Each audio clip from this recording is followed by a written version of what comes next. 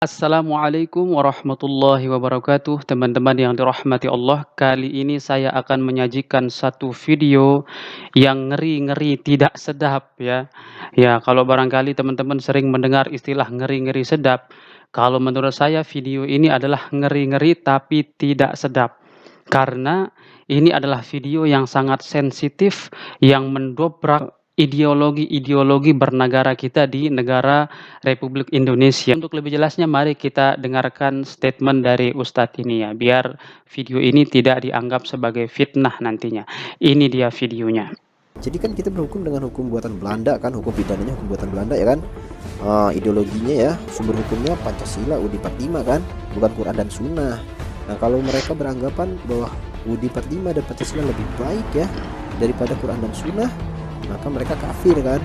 Dan kalau mereka menganggap hukum pidana Belanda itu ya, hukum positif Belanda lebih baik daripada hukum pidana Islam, maka mereka juga kafir kan. Nah itu harus dirinci. Kita lihat pemerintah menganggap Pancasila dan UUD 45 apakah lebih baik daripada Quran dan Sunnah kan.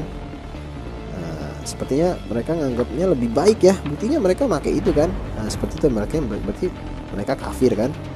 Terus mereka lihat kalau mereka makanya hukum pidana Belanda hukum pidana Islam, ternyata mereka makanya hukum pidana Belanda kan. Terus mereka menganggapnya kalau mereka pakai hukum pidana Belanda berarti mereka menganggap hukum pidana Belanda lebih baik dari hukum pidana Islam, berarti mereka kafir juga. Hati-hati ya. Semoga Allah memberikan hidayah kepada mereka ya, agar mereka kembali kepada Islam ya. Dan tugas kita lah untuk menguasai pemerintahan gitu kan. Jangan sampai kita diem ya. Oke teman-teman, itu dia videonya. Nah, bagaimana tanggapan teman-teman terhadap statement ini? Kalau saya pribadi, menurut saya yang pertama adalah para intelektual muslim atau para ulama, para ustadz ini perlu mengajak diskusi atau mengajak debat ustadz ini seputar keislaman dan kenegaraan begitu, agar pemahaman ustadz ini bisa lurus dan kita ingin melihat sejauh mana doktrinnya terhadap pertentangan antara agama dengan negara, sehingga perlu ustadz untuk mengajak dialog ustadz ini ya.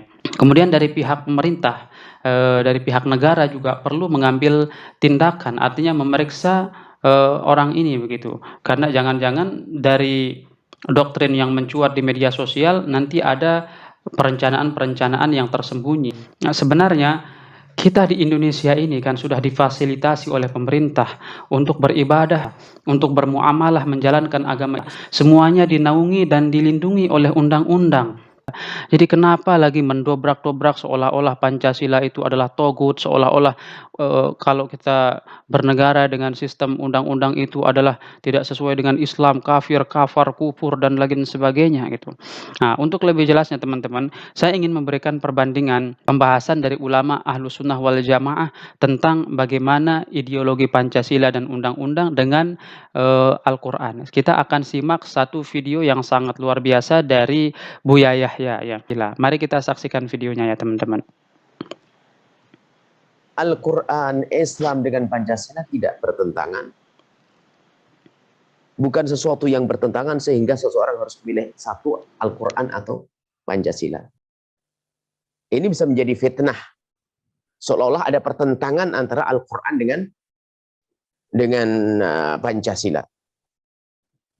Sehingga, naudzubillah, sampai orang bisa menjawab Pancasila atau menjawab Al-Quran. Sebenarnya kalau menjawab Al-Quran nanti dianggap salah. Coba, kalau ada yang mengatakan, kalau yang menjawab Al-Quran, misalnya mendahulukan Al-Quran, seolah-olah pasti dia tidak Pancasilais. Atau menjawab Al-Quran, lalu menjawab Pancasila, lalu tidak kenal Al-Quran. Ini kan bahaya sekali. Ini hal-hal yang demikian ini, kenapa kok harus terjadi? Kenapa harus ada pertanyaan yang semacam ini? Oke, itu dia tadi video dari Buya Yahya ya teman-teman. Jadi sudah sangat jelas sekali. Yang pertama, kita jangan lagi coba-coba membanding-bandingkan, menghadap-hadapkan antara Pancasila, undang-undang dengan Al-Qur'an. Itu ya, itu adalah pernyataan ataupun pertanyaan yang salah kalau kita disuruh pilih itu. Karena apa yang ada di dalam Pancasila itu sebenarnya tersarikan juga ada di dalam Al-Qur'an. Dan ini sangat berbahaya sekali ya, membanding-bandingkan atau mempertanyakan kamu pilih mana Al-Qur'an atau Pancasila. Nah, jadi hal-hal semacam ini bisa memicu perpecahan di antara negara kita, bisa memicu, konflik itu, hal-hal yang semacam ini tidak perlu untuk diungkapkan sebenarnya ya. Apa yang diterapkan di Indonesia ini membuat kita nyaman dalam beribadah, membuat kita nyaman dalam bermuamalah, membuat kita tenang, kita bisa berdakwah pagi, siang, sore, malam mau di mana saja, mau di lapangan, mau di masjid, kita bisa beribadah sepuasnya gitu. Tidak pernah ada negara melarang, umatnya, umat Islam atau umat yang lain untuk beribadah sesuai dengan keyakinannya masing-masing. Yang dilarang itu adalah kita saling menghina, kita saling menjatuhkan, kita saling mengejek antara satu keyakinan dengan keyakinan yang lain. Negara kita juga memfasilitasi kita boleh bekerja sama dalam muamalah antara satu agama dengan agama yang lain. Kita dipersaudarakan dalam ukhuwah wataniyah, persaudaraan sebangsa setanah air. Bagaimana kita memajukan, memperjuangkan Indonesia ini agar menjadi negara yang lebih baik lagi, menjadi bangsa yang lebih berperadaban dari manapun asal kita, apapun agama kita. Jadi sudah hidup di Indonesia itu tenang-tenang saja, kita beragama, mengamalkan agama sesuai dengan keyakinan masing-masing. Kalau ada yang perlu kita bekerja sama antara agama yang lain, antara suku, ras, dan yang lain sebagainya, kita kerjasama dengan sebaik-baiknya. Hidup di Indonesia ini sudah tenang, sudah enak gitu ya.